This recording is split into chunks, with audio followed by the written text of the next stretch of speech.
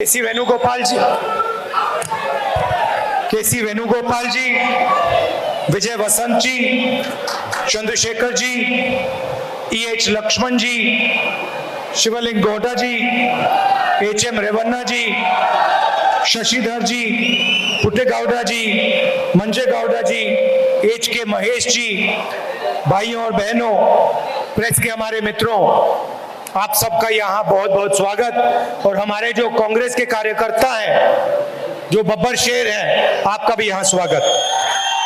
ಈ ವೇದಿಕೆಯ ಮೇಲೆ ಆಸೀನರಾಗಿರ್ತಕ್ಕಂಥ ರಾಷ್ಟ್ರೀಯ ಕಾಂಗ್ರೆಸ್ ಪಕ್ಷದ ಪ್ರಧಾನ ಕಾರ್ಯದರ್ಶಿಗಳಾಗಿರ್ತಕ್ಕಂಥ ವೇಣುಗೋಪಾಲ್ ಅವರೇ ಹಾಗೂ ಜಿಲ್ಲಾ ಕಾಂಗ್ರೆಸ್ ಅಧ್ಯಕ್ಷರಾಗಿರ್ತಕ್ಕಂಥ ಶ್ರೀ EH ಲಕ್ಷ್ಮಣ್ ಅವರೇ, ರಾಜ್ಯಸಭಾ ಸದಸ್ಯರಾದಂಥ JC ಚಂದ್ರಶೇಖರ್ ಅವರೇ ಹಾಗೂ HM ರೇವಣ್ಣ ಅವರೇ ಹಾಗೂ ಎಲ್ಲ ವೇದಿಕೆ ಮೇಲಿರ್ತಕ್ಕಂಥ ಎಲ್ಲ ಗಣ್ಯರೇ ಹಾಗೂ ಈ ಹಾಸನ ಜಿಲ್ಲೆಯ ಹಾಗೂ ಅರಸೀಕೆರೆ ವಿಧಾನಸಭಾ ಕ್ಷೇತ್ರದ ಕಾಂಗ್ರೆಸ್ನ ಕಟ್ಟಾಳುಗಳಾದಂಥ ತಮ್ಮೆಲ್ಲರಿಗೂ ನಾನು ಹೃತ್ಪೂರ್ವಕವಾದಂತಹ ಸ್ವಾಗತವನ್ನ ಮಾಡ್ತೇನೆ।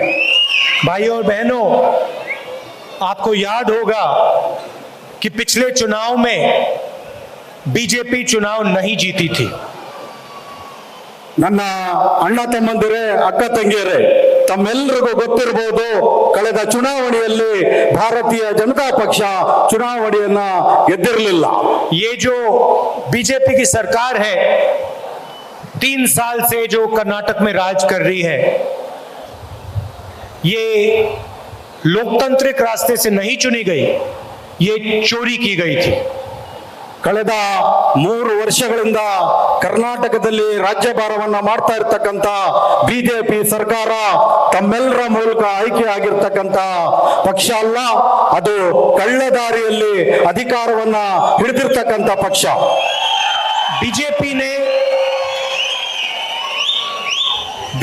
ने MLAs को पैसा देकर कर्नाटक में सरकार बनाई। ಭಾರತೀಯ ಜನತಾ ಪಕ್ಷ ಕರ್ನಾಟಕದ ಶಾಸಕರುಗಳಿಗೆ ಹಣವನ್ನ ಕೊಟ್ಟು ಅವರನ್ನ ಖರೀದಿ ಮಾಡಿ ತನ್ನ ಅಧಿಕಾರವನ್ನ ಇಲ್ಲಿ ಮಾಡ್ತಾ ಇದೆ। और आज आप कर्नाटक के किसी भी बच्चे से पूछिए, 6-7 साल के बच्चे से पूछिए कि भाई ये जो सरकार है इसका नाम क्या है, तो वो आपको बोलेगा 40% सरकार। ನೀವು ಕರ್ನಾಟಕದ ಯಾರನ್ನಾದರೂ ಕೇಳಿ, ಈ ರಾಜ್ಯದ ಒಬ್ಬ ಸಣ್ಣ 6-7 ವರ್ಷದ ಮಗುವನ್ನ ಕೇಳಿದ್ರು ಇಲ್ಲಿ ರಾಜ್ಯಭಾರವನ್ನ ಮಾಡ್ತಾ ಇರ್ತಕ್ಕಂಥ ಯಾರು ಅಂತ ಹೇಳಿದ್ರೆ 40% ಸರ್ಕಾರ ಅಂತೇಳಿ ಎಲ್ಲರೂ ಕೂಡ ಘಂಟಾಘೋಷವಾಗಿ ಹೇಳ್ತಾರೆ। और ये कर्नाटक के सब लोग जानते हैं। कॉन्ट्रैक्टर एसोसिएशन ने प्रधानमंत्री को चिट्ठी लिखी और कहा कि 40% कमीशन कर्नाटक में लिया जा रहा है। ತಮ್ಮೆಲ್ಲರಿಗೂ ಗೊತ್ತಿದೆ, ಈ ರಾಜ್ಯದ ಗುತ್ತಿಗೆದಾರರ ಸಂಘದ ಅವರೇ ಕೂಡ ಈ ರಾಷ್ಟ್ರದ ಪ್ರಧಾನಮಂತ್ರಿಗಳಿಗೆ ಪತ್ರವನ್ನ ಬರೆದು ಕರ್ನಾಟಕದಲ್ಲಿ ಇರ್ತಕ್ಕಂಥ ಸರ್ಕಾರ 40% ವಸೂಲಿ ಮಾಡ್ತಾ ಇದೆ ಅಂತಕ್ಕಂಥ ದೂರನ್ನ ನೀಡಿರ್ತಕ್ಕಂಥದ್ದು ತಮ್ಮೆಲ್ಲರಿಗೂ ತಿಳಿದಂತ ವಿಷಯ। प्रधानमंत्री ने चिट्ठी पढ़ी होगी मगर जवाब नहीं दिया। ಮಾನ್ಯ ಪ್ರಧಾನಮಂತ್ರಿಗಳು ಆ ಚೀಟಿಯನ್ನ ಓದಿರಬಹುದು, ದೂರನ್ನ ಓದಿರಬಹುದು, ಆದರೆ ಇಲ್ಲಿಯವರೆಗೆ ಅದಕ್ಕೆ ಯಾವುದೇ ರೀತಿಯಾದಂತಹ ಉತ್ತರವನ್ನ ನೀಡಿಲ್ಲ। विघलेश्वर स्वामी गडक जी कहते हैं कि मुझसे 30% कमीशन लिया गया, 10% डिस्काउंट दिया। ಈ ನೆಲದ ಒಬ್ಬ ಸ್ವಾಮಿಯವರು ಹೇಳ್ತಾರೆ, ನನ್ನಿಂದ 30% ಅನ್ನ ವಸೂಲಿ ಮಾಡಿ ನನಗೆ ಅದರ ಹಣವನ್ನ ನೀಡಿದ್ದಾರೆ ಅಂತ ಹೇಳಿ। मैसोर सैंडल सोप स्कैंडल में MLA का बेटा 8 करोड़ रुपए के साथ पकड़ा जाता है। ಮೈಸೂರು ಸ್ಯಾಂಡಲ್ನ ಗುತ್ತಿಗೆಯ ವಿಚಾರದಲ್ಲಿ ಅದರ ಅಧ್ಯಕ್ಷರಾಗಿರ್ತಕ್ಕಂಥ ಇಲ್ಲಿನ ಒಬ್ಬರು ಶಾಸಕರು 8 ಕೋಟಿಯ ಮೊತ್ತ ಲಂಚವನ್ನ ಪಡೆಯುವಾಗ ಸಿಗಾಕೊಳ್ತಾರೆ। और अलग अलग स्कैम्स हुए, police sub inspector scam, assistant professor scam, assistant engineer scam, cooperative bank scam. ಇಲ್ಲಿ ಹಲವಾರು ಲಂಚದ ಭ್ರಷ್ಟಾಚಾರದ ಪ್ರಕರಣಗಳು ನಡೆದಿರ್ತಕ್ಕಂಥದ್ದು ತಮ್ಮೆಲ್ಲರಿಗೂ ತಿಳಿದಿದೆ। ಒಂದು ಪೊಲೀಸ್ ಇಲಾಖೆಯ ಇನ್ಸ್ಪೆಕ್ಟರ್ಗಳ ಆಯ್ಕೆಯಲ್ಲಿ ಮತ್ತು ಅಸಿಸ್ಟೆಂಟ್ ಪ್ರೊಫೆಸರ್ಗಳ ಆಯ್ಕೆಯಲ್ಲಿ ಹಾಗೂ ಇಂಜಿನಿಯರ್ಗಳ ಆಯ್ಕೆಯಲ್ಲಿ ಕೂಡ ಇಲ್ಲಿ ಲಂಚಗೊಳಿತನ ನಡೆದು ಈ ಸರ್ಕಾರ ಭ್ರಷ್ಟಾಚಾರವನ್ನ ಮಾಡ್ತಾ ಇದೆ। तो बीजेपी ने पहले आपकी सरकार चोरी की और उसके बाद सरकार के माध्यम से आपसे चोरी की। ಬಿಜೆಪಿ ಪಕ್ಷ ಮೊದಲು ಸರ್ಕಾರಕ್ಕೆ ಬರುತ್ತೆ, ನಂತರ ಅವರು ಆ ಸರ್ಕಾರದ ಮೂಲಕ ಎಲ್ಲರಿಗೂ ಕೂಡ ದಿಕ್ಕನ್ನ ತಪ್ಪಿಸಿ ಲಂಚಗೋಳಿತನವನ್ನ ಮಾಡ್ತಾ ಇದೆ. अब प्रधानमंत्री यहां आकर भाषण देते हैं, ಈಗ ಇಲ್ಲಿ ಬಂದು ಪ್ರಧಾನಮಂತ್ರಿಗಳು ಭಾಷಣವನ್ನ ಮಾಡ್ತಾರೆ. मगर सच्चाई ये है कि कर्नाटक में पिछले 3 साल जो हुआ, भ्रष्टाचार हुआ, 40% कमीशन लिया गया, वो सब बातें प्रधानमंत्री को मालूम थी। ಇಲ್ಲಿ ಬಂದು ಭಾಷಣ ಮಾಡುವ ಪ್ರಧಾನಮಂತ್ರಿಗಳು ಇಲ್ಲಿನ ಸರ್ಕಾರ ಭ್ರಷ್ಟಾಚಾರವಾಗಿದೆ, 40% ಭ್ರಷ್ಟಾಚಾರದ ಹಣವನ್ನ ಪಡೆದು ಸರ್ಕಾರವನ್ನ ನಡೆಸ್ತಾ ಇದೆ ಅಂತಕ್ಕಂಥದ್ದು ಮೋದಿ ಅವರಿಗೆ ಎಲ್ಲಾ ರೀತಿಯಲ್ಲೂ ತಿಳಿದಿರುತ್ತದೆ. अगर कर्नाटक के 6 साल के बच्चे को मालूम है तो प्रधानमंत्री को तो मालूम होना ही पड़ेगा। ಕರ್ನಾಟಕದ 6 ವರ್ಷದ ಮಕ್ಕಳಿಗೆ ಗೊತ್ತಿರ್ತಕ್ಕಂಥ ವಿಷಯ ಪ್ರಧಾನಮಂತ್ರಿಗಳಿಗೂ ಕೂಡ ಗೊತ್ತಿರಬೇಕಲ್ಲ. तो मेरा प्रधानमंत्री जी से सवाल है, और कर्नाटक की जनता और युवा भी ये सवाल पूछ रहे हैं कि प्रधानमंत्री जी पिछले 3 सालों में आपने कर्नाटक में भ्रष्टाचार को रोकने के लिए क्या एक्शन लिए? ನಾನು ಈ ರಾಷ್ಟ್ರದ ಪ್ರಧಾನಮಂತ್ರಿಗಳಲ್ಲಿ ಒಂದು ಪ್ರಶ್ನೆಯನ್ನ ಕೇಳ್ತೇನೆ. ಕಳೆದ 3 ವರ್ಷಗಳಿಂದ ಬಿಜೆಪಿ ಸರ್ಕಾರ ಮಾಡ್ತಾ ಇರ್ತಕ್ಕಂಥ ಭ್ರಷ್ಟಾಚಾರವನ್ನ ತಡೆಯೋದಿಕ್ಕೆ ನೀವು ಏನು ಕ್ರಮಗಳನ್ನ ತೆಗೆದುಕೊಂಡಿದ್ದೀರಾ ಅಂತೇಳಿ. आपने कितने लोगों पर कार्रवाई की? ತಾವು ಎಷ್ಟು ಜನರ ಮೇಲೆ ಈ ಮೊಕದ್ದಮೆಗಳನ್ನ ಮಾಡಿ ಅದರ ಬಗ್ಗೆ ತನಿಖೆಯನ್ನ ಮಾಡಿದ್ದೀರಾ? कितने लोगों पर एक्शन लिया? ಎಷ್ಟು ಜನರ ಮೇಲೆ ಕ್ರಮವನ್ನ ತೆಗೆದುಕೊಂಡಿದ್ದೀರಾ? आप अपने भाषणों में ये तो बताइए। ಇದು ನಿಮ್ಮ ಭಾಷಣಗಳಲ್ಲಿ ಈ ವಿಷಯಗಳನ್ನ ತಿಳಿಸಿ.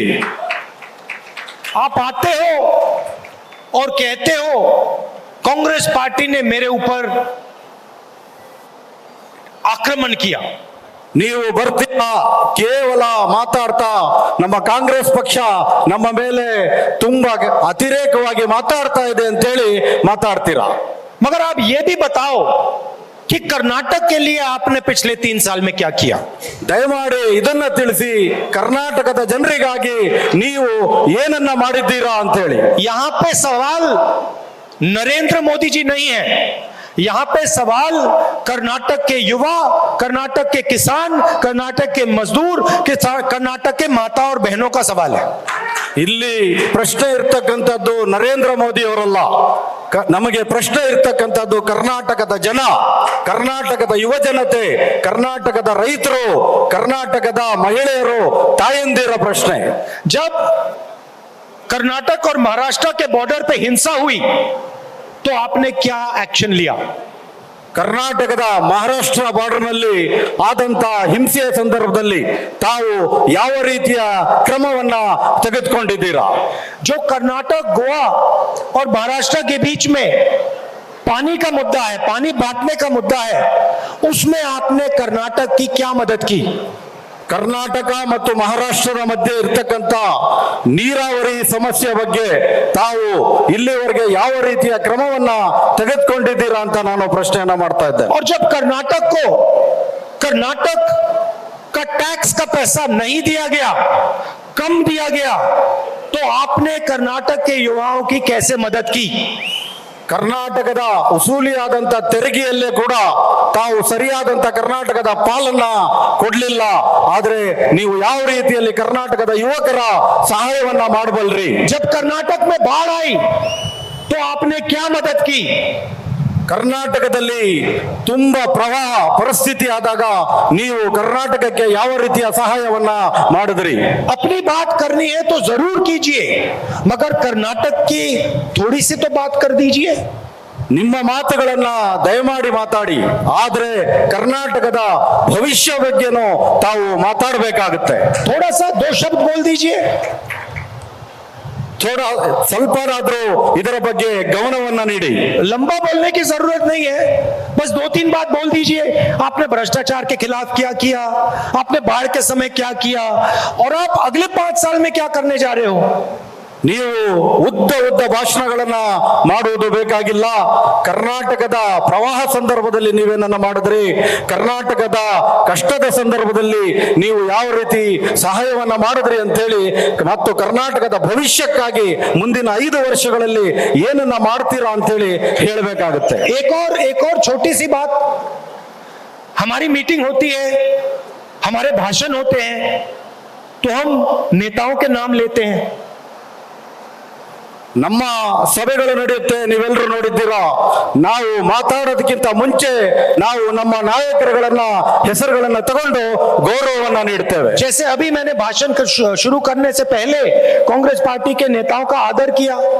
ನಾನು ಭಾಷಣ ಮಾಡೋಕ್ಕಿಂತ ಮುಂಚೆ ನೀವೆಲ್ಲರೂ ನೋಡಿರಿ, ನಮ್ಮ ಪಕ್ಷದ ನಾಯಕರುಗಳನ್ನ ನಾನು ಹೆಸರನ್ನ ತಗೊಂಡು ಗೌರವವನ್ನ ಸೂಚಿಸಿದ್ದೇನೆ. हम बाकी नेताओं की बात करते हैं, सिद्धरमैया जी की बात करते हैं, डी के शिव कुमार जी की बात करते हैं.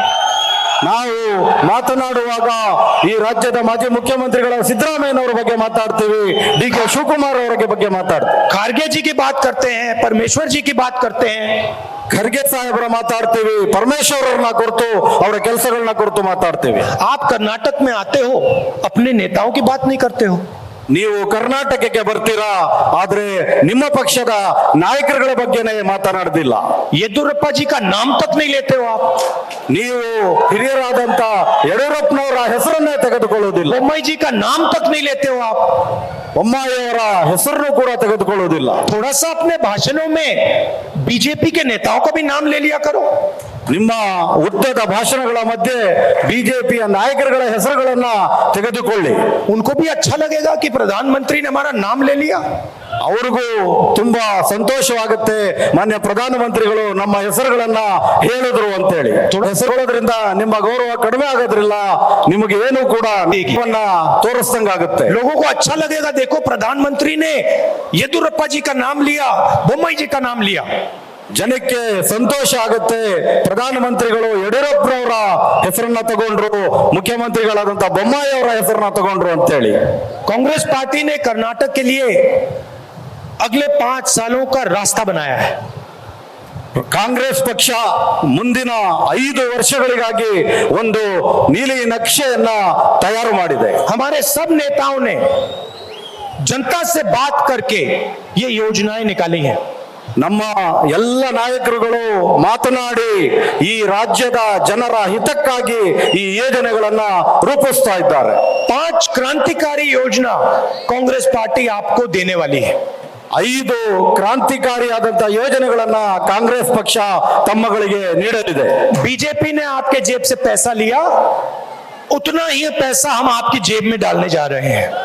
ಬಿಜೆಪಿ ಸರ್ಕಾರ ತಮ್ಮಿಂದ ಲೂಟಿ ಮಾಡಿರ್ತಕ್ಕಂಥ, ತಮ್ಮ ಜೇಬಿಂದ ತೆಗೆದುಕೊಂಡಿರ್ತಕ್ಕಂಥ ಹಣವನ್ನ ನಾವು ನಿಮಗೆ ಪುನಃ ವಾಪಸ್ ನೀಡಲು ಹೋಗುತ್ತಿದ್ದೇವೆ. देश में महंगाई बढ़ी है. ದೇಶದಲ್ಲಿ ಬೆಲೆ ಏರಿಕೆ ವಿಪರೀತವಾಗಿದೆ. जीएसटी नोटबंदी ने गरीबों का जबरदस्त नुकसान किया. ಜಿಎಸ್ಟಿ ತೆರಿಗೆ ಮತ್ತು ಹಣದ 1000 ಮತ್ತು 500 ಬೆಲೆ ಮುಖಬೆಲೆಗಳ ರದ್ದತಿ ಜನರಿಗೆ ತುಂಬಾ ಕಷ್ಟದ ಪರಿಸ್ಥಿತಿಯನ್ನ ತಂದೊಡ್ಡಿದೆ. किसानों पे जीएसटी लगा दी.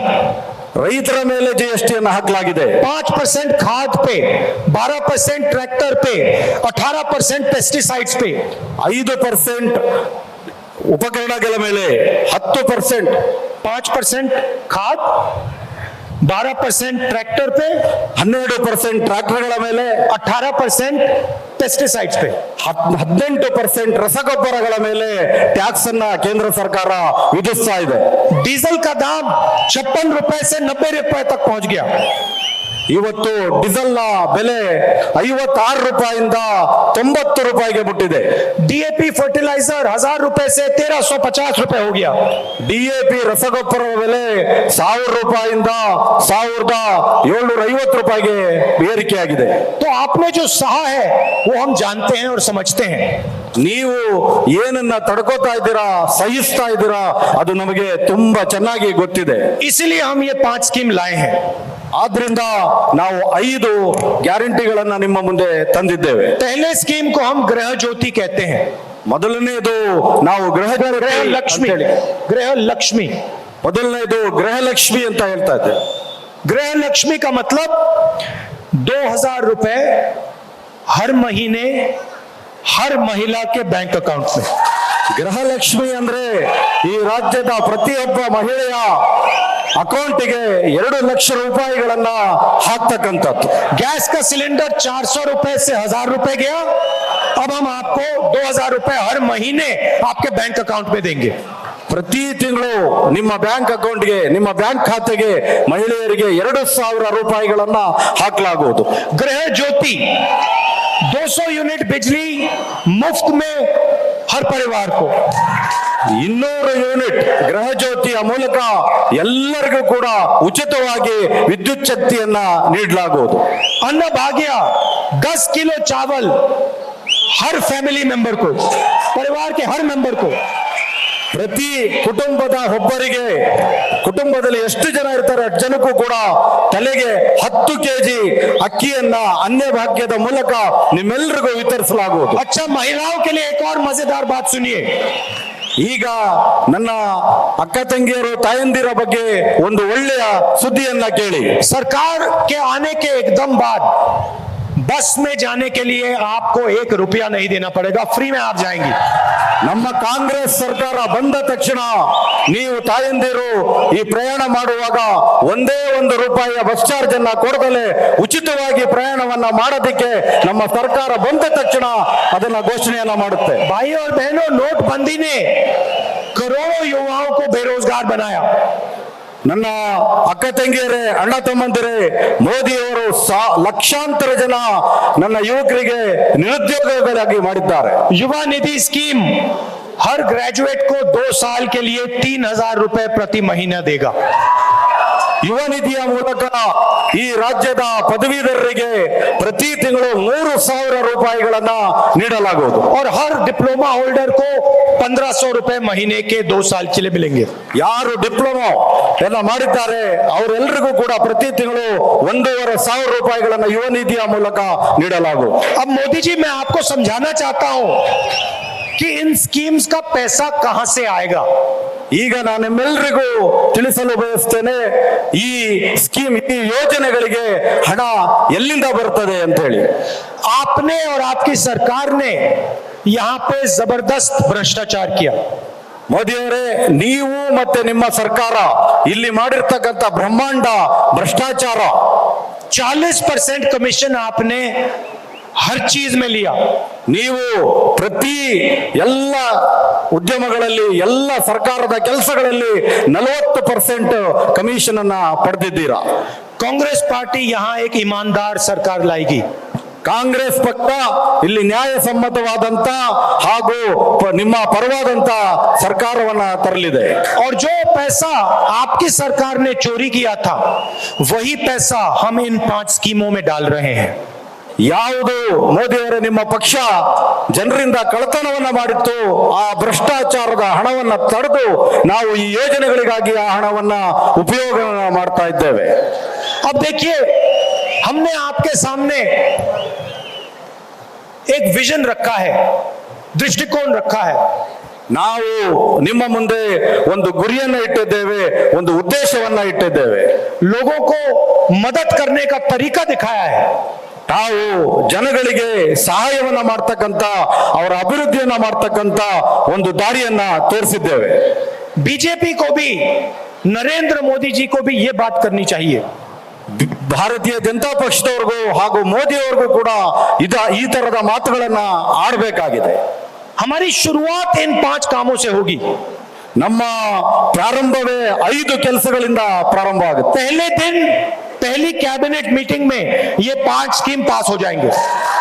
ಮೊದಲನೇ ಸರ್ಕಾರ ಬಂದ ತಕ್ಷಣ ಮೊದಲನೆಯ ಮಂತ್ರಿಮಂಡಲದ ಸಭೆಯಲ್ಲಿಯೇ ಈ 5 ಯೋಜನೆಗಳು ಮಂಜೂರಿಯನ್ನ ನೀಡಲಾಗುವುದು. आपकी शुरुआत कहां होगी? ನಿಮ್ಮ ಪ್ರಾರಂಭ ಎಲ್ಲಿಂದ ಆಗುತ್ತದೆ? क्या 40% के बजाय आप 60% बढ़ा दोगे?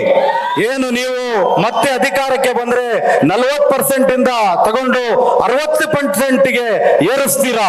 जनता को ये बातें तो बताओ। ಇದು ಜನರಿಗೆ ಈ ವಿಚಾರಗಳನ್ನ ತಿಳಿಸಿ. किसानों के लिए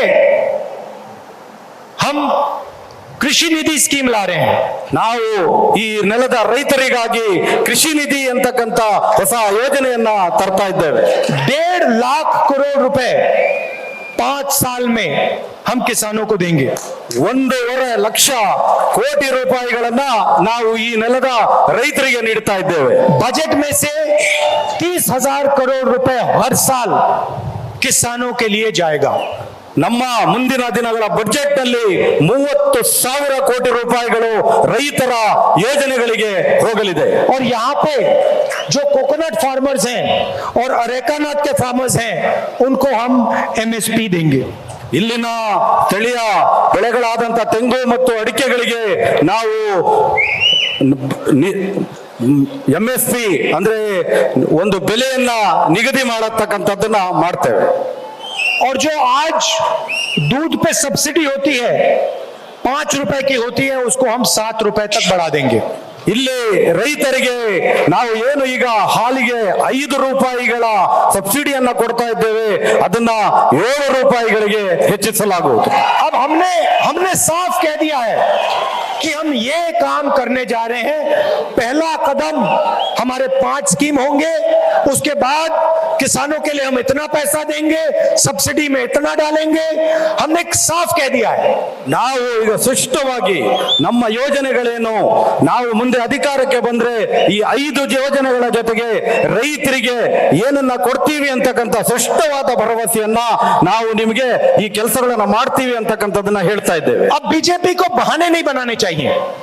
ಈಗ ಬಿಜೆಪಿಯವರಿಗೆ ಯಾವುದೇ ರೀತಿಯಾದಂತ अगली स्पीच सॉरी बोलिए ನಾಟಕಗಳನ್ನ ಮಾಡಬೇಕಾಗಿಲ್ಲ. अगली स्पीच में प्रधानमंत्री को 2-3 सवालों के जवाब देने चाहिए। ಮುಂದಿನ ಇಲ್ಲಿ ಬಂದು ಭಾಷಣ ಮಾಡುವಾಗ 1-2-3 ಪ್ರಶ್ನೆಗಳಿಗೆ ಉತ್ತರವನ್ನ ಕೊಡಬೇಕಾಗುತ್ತೆ. आपने 40% भ्रष्टाचार के बारे में क्या किया? ನೀವು 40% ಭ್ರಷ್ಟಾಚಾರದ ಬಗ್ಗೆ ಏನನ್ನ ಕ್ರಮವನ್ನ ಕೈಗೊಂಡಿದ್ದೀರಾ? जब बाढ़ आई आपने क्या किया? जब बाढ़ आई आपने क्या किया? ತಾವು ಈ ನೆಲಕ್ಕೆ ಪ್ರವಾಹವನ್ನ ಬಂದಾಗ ಏನ ಕ್ರಮವನ್ನ ತೆಗೆದುಕೊಂಡಿದ್ರಿ? बेरोजगारी के लिए आपने क्या किया पिछले 3 सालों में? ಈ ನೆಲದ ಯುವಕರ ನಿರುದ್ಯೋಗ ಸಮಸ್ಯೆ ಬಗ್ಗೆ ನೀವು ಏನನ್ನ ಕ್ರಮವನ್ನ ಕೈಗೊಂಡಿದ್ದೀರಾ? ये आप बताइए जनता को। ಇದನ್ನ ತಿಳಿಸಿ ದಯಮಾಡಿ ಈ ನೆಲದ ಜನರಿಗೆ. जनता को ये भी बताइए कि अगले 5 साल में आप क्या करना चाह रहे हो। ಜನರಿಗೆ ಇದನ್ನು ತಿಳಿಸಿ ಈ ಕರ್ನಾಟಕದ ಸರ್ಕಾರ ಜನರಿಗೆ ನೀವು ಮುಂದಿನ 5 ವರ್ಷಗಳಲ್ಲಿ ಏನನ್ನ ಮಾಡ್ತೀರಾ ಅಂತ ಹೇಳಿ. भाइयों और बहनों, बीजेपी को ये 40 नंबर बहुत अच्छा लगता है। ಭಾರತೀಯ ಜನತಾ ಪಕ್ಷದವರಿಗೆ ಈ 40 ಅಂತಕ್ಕಂಥ ಸಂಖ್ಯೆ ತುಂಬಾ ಚೆನ್ನಾಗಿ ಕಾಣ್ತದೆ. जहां भी ये जाते हैं ये 40 नंबर का प्रयोग करते हैं।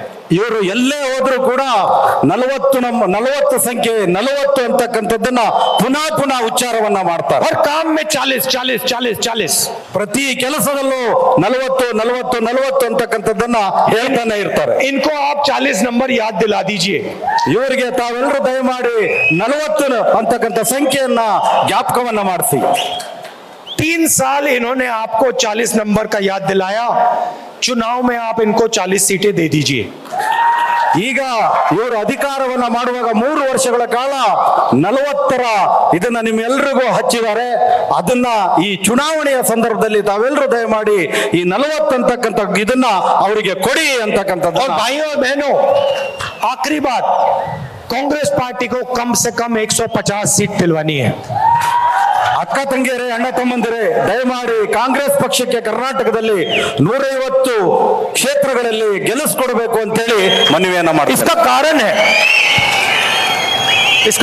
है ಇದರ ಕಾರಣ ಏನು ಅಂದ್ರೆ, क्योंकि अगर 150 सीटों से कम आई तो बीजेपी फिर से सरकार को MLA को खरीदने की कोशिश करेगी। ಇದರ ಕಾರಣ ಏನು ಅಂತಂದ್ರೆ 150ರಿಂದ ಕಡಿಮೆ ಏನಾದರೂ ಕಾಂಗ್ರೆಸ್ ಪಕ್ಷ ಈ ರಾಜ್ಯದಲ್ಲಿ ಬಂದ್ರೆ ಬಿಜೆಪಿಯವರು ಮತ್ತೆ ಪುನಃ MLAಗಳನ್ನ ಖರೀದಿ ಮಾಡ್ತಕ್ಕಂಥ ಸರ್ಕಾರವನ್ನ ಅಸ್ಥಿರಗೊಳಿಸ್ತಕ್ಕಂಥ ಕೆಲಸವನ್ನ ಪ್ರಾರಂಭ ಮಾಡ್ತಾರೆ. और फिर वो 40 से 60 कर सकते हैं। ಅವರು 40ರಿಂದ 60% ಮಾಡ್ತಾರಾಗ. इसीलिए कांग्रेस पार्टी को आप 150 सीटों से जिताइए और बीजेपी को सबक सिखाइए। ಆದ್ರಿಂದ ಕರ್ನಾಟಕದಲ್ಲಿ 150 ಶಾಸಕರನ್ನ ಗೆಲ್ಲಿಸಿ ಹಾಗೂ ಬಿಜೆಪಿಗೆ ತಕ್ಕ ಪಾಠವನ್ನ ಕಲಿಸಬೇಕು ಅಂತ ಹೇಳಿ आप सब यहाँ आए इसके लिए बहुत बहुत धन्यवाद। नमस्कार, जय हिंद। ತಾವೆಲ್ಲರೂ ಇಲ್ಲಿ ಬಂದ್ರಿ, ತಮ್ಮೆಲ್ಲರಿಗೂ ಹೃದಯಪೂರ್ವಕ ನ್ಯೂಸ್ ಫಸ್ಟ್ ಪ್ರತಿಕ್ಷಣ ನಿಮ್ಮೊಂದಿಗೆ।